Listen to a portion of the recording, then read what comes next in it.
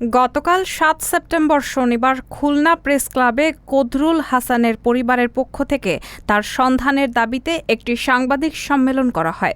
সাংবাদিক সম্মেলনের মাধ্যমে তার স্ত্রী সাংবাদিকদেরকে জানান, নিখোঁজ কদরুল হাসান গত ৫ সেপ্টেম্বর বন্যার্তদের জন্য ত্রাণ সামগ্রী প্যাকেজিংয়ের কাজ শেষ করে রাতে বাসার উদ্দেশ্যে বের হন।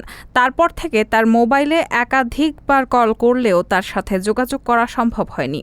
নিখোঁজ কদরুল হাসান খুলনা নগরীর খালিশপুর থানাধীন হাজী মোহাম্মদ মহসিন কলেজের ছাত্র এবং তিনি পপুলার ডায়াগনস্টিক সেন্টারে পার্ট টাইম চাকরি করতেন।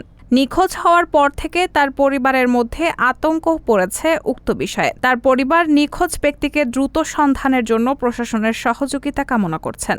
এ বিষয়ে সোনাডাঙ্গা মডেল থানায় একটি জিডি করা হয়েছে। রায়হানা মুন, সবার কথা।